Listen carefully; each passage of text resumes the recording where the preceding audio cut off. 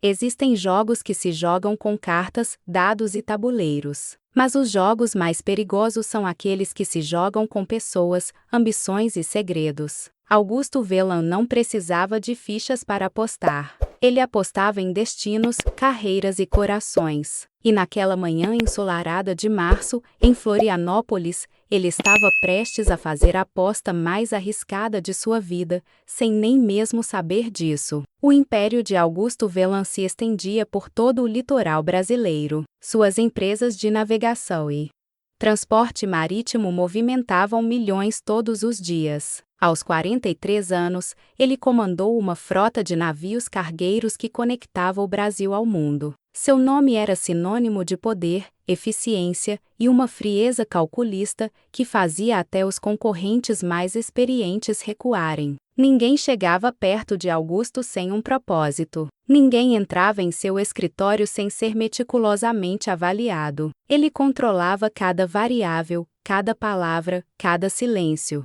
Até aquela terça-feira comum, quando uma pilha de currículos chegou à sua mesa após a demissão súbita de sua assistente executiva. Entre dezenas de candidatos superqualificados, um nome chamou sua atenção não pelas credenciais impressionantes, mas pela carta de apresentação direta, quase desafiadora. Maitê Oliveira não implorava pela vaga. Ela simplesmente afirmava que era a pessoa mais competente para o cargo e que ele perderia tempo entrevistando outros. A audácia irritou Augusto. E o entregou. A entrevista foi marcada para aquela mesma tarde. Quando Maitê entrou na sala de reuniões do 32º andar, Augusto percebeu imediatamente que ela não se intimidava com a vista panorâmica do oceano, nem com o silêncio proposital que ele usava para desestabilizar candidatos. Ela tinha 28 anos, cabelos escuros presos num coque impecável,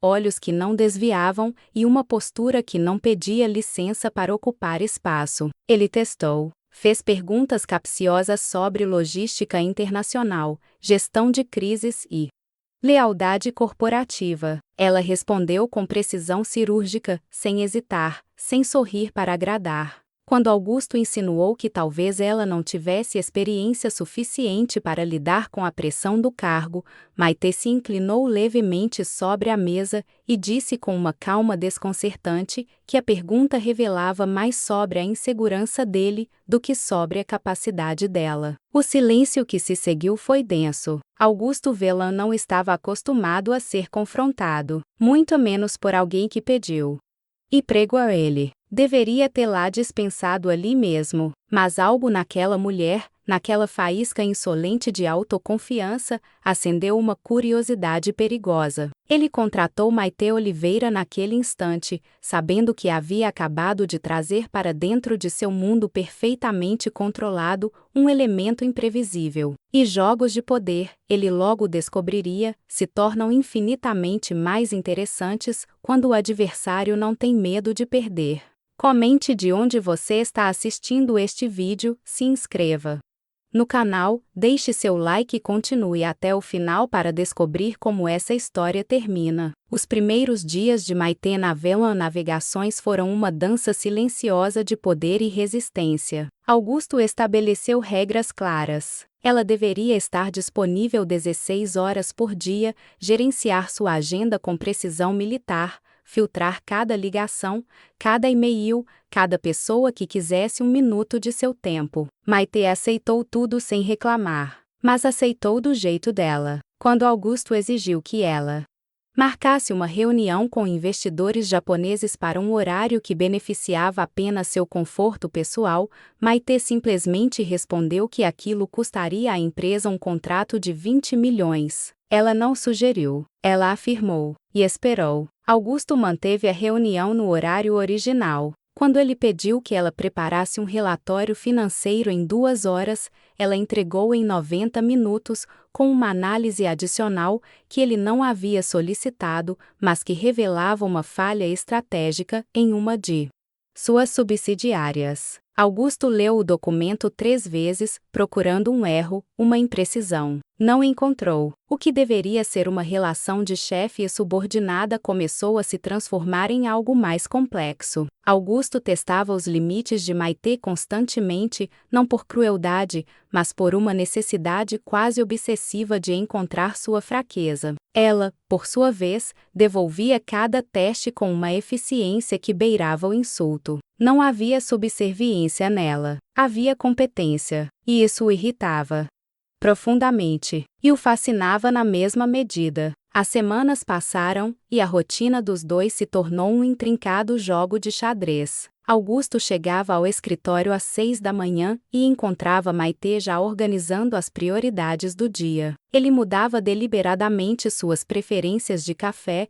reuniões e formato de documentos para testá-la. Ela antecipava cada mudança como se lesse seus pensamentos. Numa quinta-feira particularmente tensa, após uma negociação fracassada com um fornecedor europeu, Augusto explodiu, jogou papéis sobre a mesa, culpou a equipe jurídica, a assessoria de imprensa, até o clima internacional. Maitê apenas o observou em silêncio, esperando a tempestade passar. Quando finalmente se calou, exausto de sua própria raiva, ela disse com uma tranquilidade cortante que ele havia perdido a negociação não por fatores externos, mas porque havia subestimado o oponente por arrogância. Ninguém nunca havia falado assim com Augusto Velan. Ninguém nunca havia apontado suas falhas com tamanha clareza. Ele deveria tê-la demitido. Deveria ter-a escoltado para fora do prédio naquele mesmo instante. Em vez disso, pediu que ela se sentasse e explicasse seu raciocínio. Maitê falou por 20 minutos, dissecando cada erro estratégico que ele havia cometido, cada momento em que seu ego havia obscurecido seu julgamento. E quando terminou, ela perguntou se ele queria continuar perdendo ou se estava pronto para ouvir.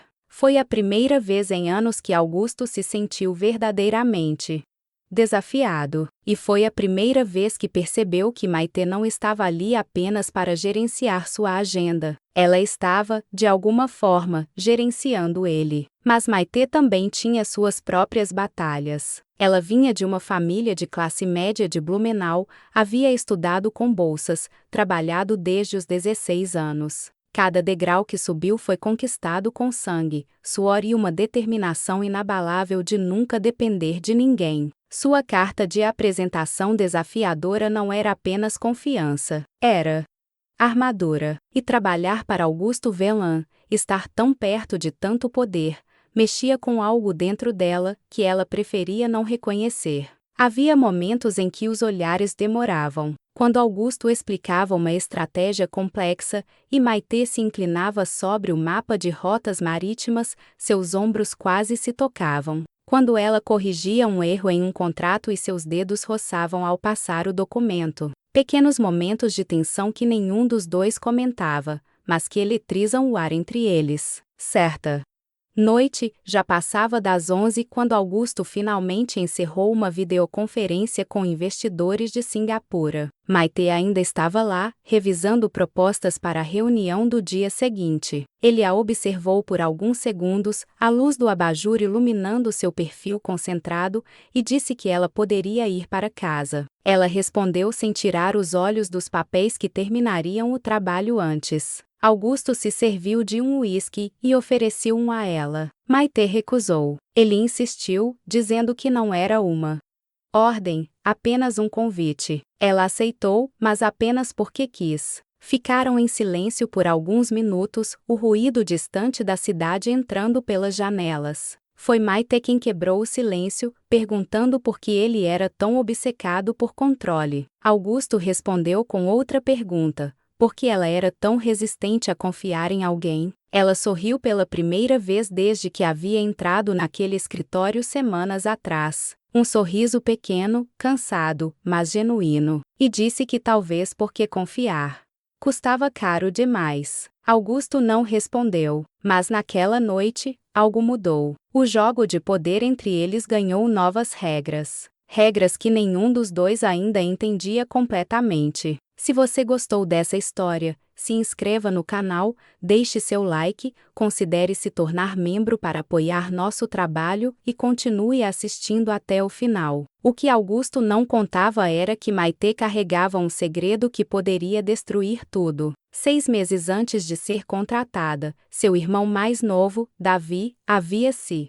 envolvido com a pessoa errada. Um esquema de desvio de cargas no porto de Itajaí havia colocado o rapaz de 22 anos na mira de investigações federais. Davi era inocente, apenas um funcionário que assinou documentos sem saber do conteúdo real. Mas a inocência, Maite aprendeu, importava pouco quando se estava do lado errado da lei. Ela havia usado todas as suas economias para contratar um advogado decente, vender o carro, pegar empréstimos. E quando finalmente encontrara o anúncio da vaga na Velon Navegações, vira não apenas uma oportunidade de salário excelente, mas uma possível saída. Se conseguisse acesso às informações certas, aos contatos certos dentro da empresa, talvez pudesse ajudar a provar a inocência de Davi. Mas agora, depois de semanas trabalhando lado a lado com Augusto, depois de conhecer a integridade meticulosa com que ele conduzia seus negócios,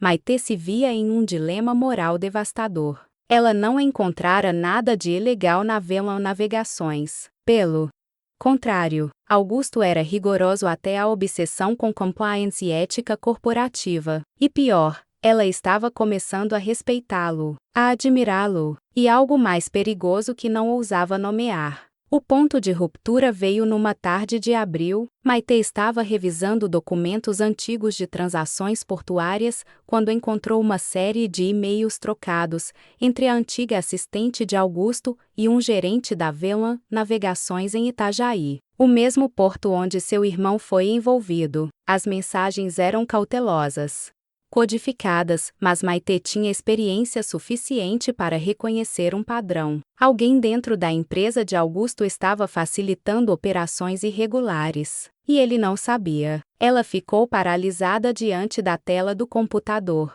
Se mostrasse aquilo a Augusto, a investigação interna inevitavelmente cruzaria com o caso de Davi. Seu irmão poderia ser implicado ainda mais. Mas se não dissesse nada, estaria traindo a confiança de um homem que, descobrindo, valorizava a lealdade acima de tudo. Naquela noite, Augusto percebeu a mudança nela. Maite estava distante, respondia no automático, evitava seu olhar. Quando finalmente ficaram sozinhos no escritório, ele encostou na mesa dela e perguntou diretamente o que estava acontecendo. Maite sentiu a garganta apertar. Pela primeira vez desde que o conhecera, ela não tinha uma resposta pronta. Ele insistiu. Ela desviou. Ele tocou seu ombro, um gesto quase paternal, e disse que podia confiar nele. E foi esse toque, essa gentileza inesperada de um homem que ela só conhecia pelo lado inflexível, que quebrou suas defesas. Maite desabou. Contou tudo.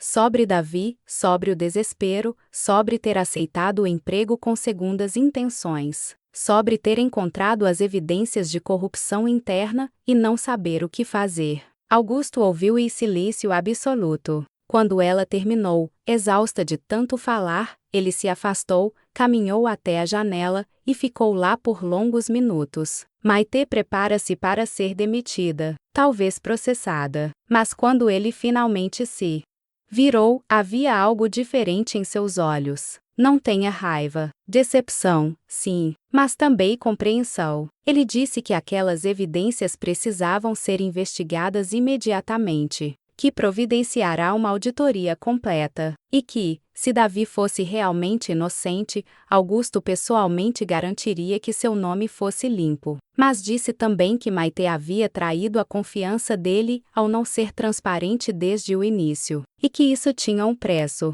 Maite aceitou a punição antes mesmo de saber qual seria.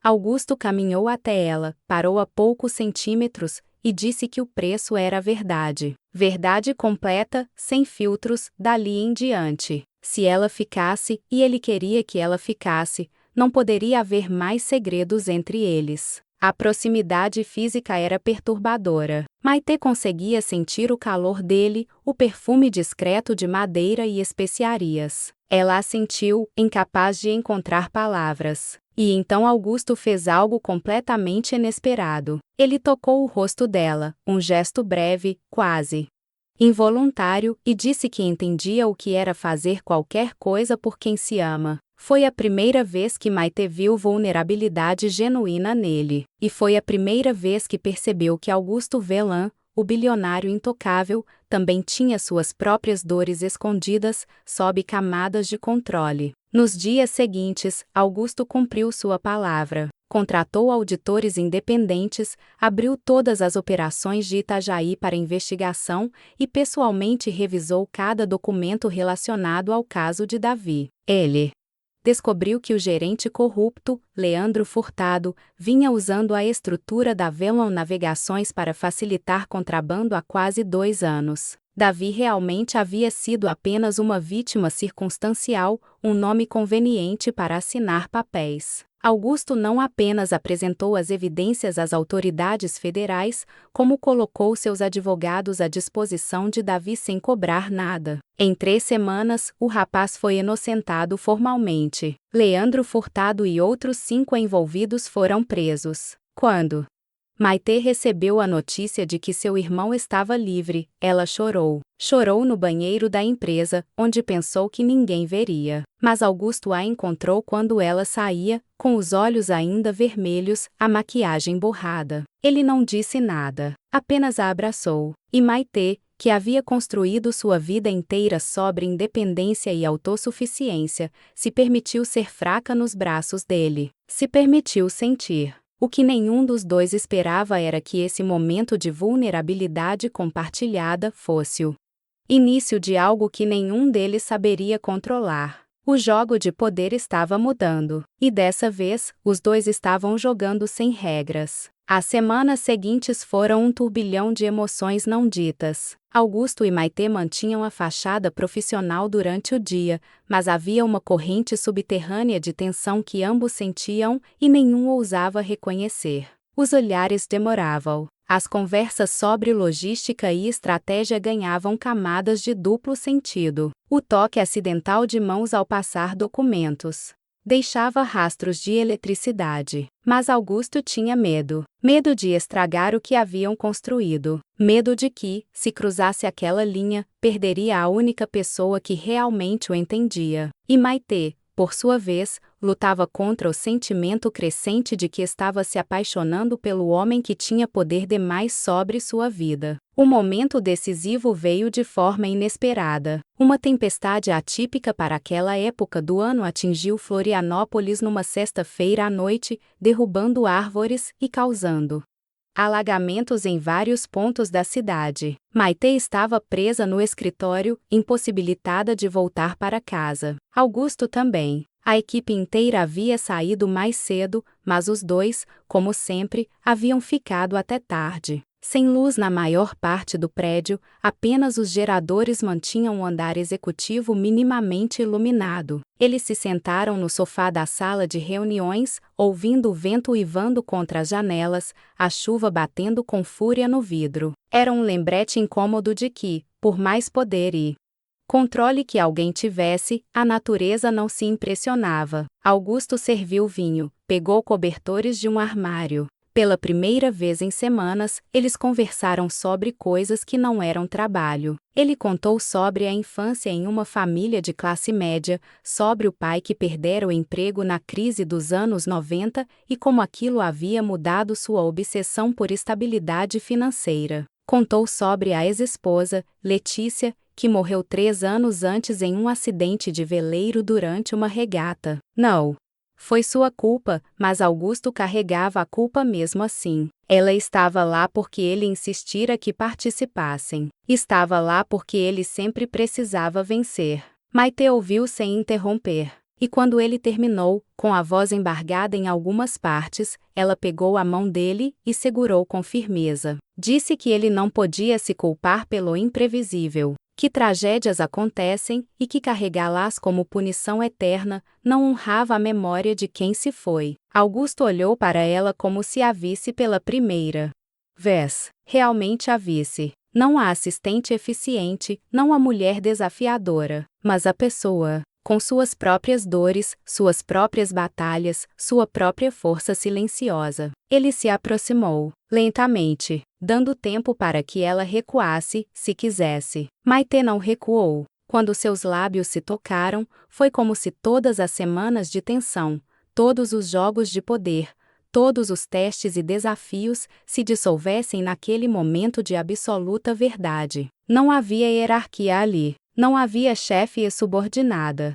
Apenas dois seres humanos que haviam encontrado um no outro algo raro e assustador: aceitação. Eles passaram a noite conversando, às vezes em silêncio confortável, às vezes rindo de memórias absurdas, às vezes apenas se olhando como se tentassem memorizar cada detalhe. Quando o sol nasceu, limpo e claro após a tempestade, ambos sabiam que não podiam voltar ao que eram antes. Na segunda-feira, Augusto convocou uma reunião com o Departamento de Recursos Humanos. Maite temeu o pior, mas o que ele anunciou foi sua decisão de reestruturar a empresa, criar uma posição de diretoria de operações estratégicas e nomeá-la para o cargo. Ela não seria mais sua assistente, seria sua parceira de negócios, com salário compatível, autonomia de decisão e um escritório no mesmo andar. Maite ficou chocada, mas Augusto a chamou em particular após a reunião e explicou seu raciocínio. Disse que, se iam construir algo juntos, pessoal ou profissionalmente, precisava haver equilíbrio. Ela não poderia estar em uma posição de dependência. Não poderia haver dúvida de que estava ali por mérito próprio. Ela tentou protestar que as pessoas iam falar, iam insinuar que a promoção era por outros motivos. Augusto sorriu, aquele sorriso raro que ela tanto apreciava, e disse que as pessoas sempre falavam de qualquer jeito. A questão era, ela queria ficar ou tinha medo do desafio? Maite riu. Ele sempre sabia exatamente como provocá-la. 3 meses depois, numa tarde tranquila de domingo, eles estavam no veleiro de Augusto, ancorado numa pequena enseada isolada. Ele havia voltado a navegar depois de anos evitando. Maite ao seu lado torna possível enfrentar aquele medo. Enquanto o sol se punha, pintando o céu com tons de laranja e rosa, Augusto segurou a mão de Maite e disse algo que nunca imaginou dizer novamente na vida. Disse que a amava, não apesar de sua força, mas por causa dela. Não apesar de suas imperfeições, mas com elas. Maite sentiu lágrimas quentes escorrerem pelo rosto. Ela respondeu que também o amava, que ele havia ensinado que vulnerabilidade não era fraqueza, que pedir ajuda não era derrota, que amor não era um jogo que alguém precisava vencer. Eles se beijaram enquanto o dia se transformava em noite, o oceano calmo refletindo as primeiras estrelas. E pela primeira vez em suas vidas, tanto Augusto quanto Maite entenderam que o verdadeiro poder não estava em controlar tudo, mas em se permitir ser visto completamente por outra pessoa. E ser amado mesmo assim. Se inscreva no canal, deixe seu like, comente o que você achou dessa história, compartilhe com seus amigos e assista nossos próximos vídeos.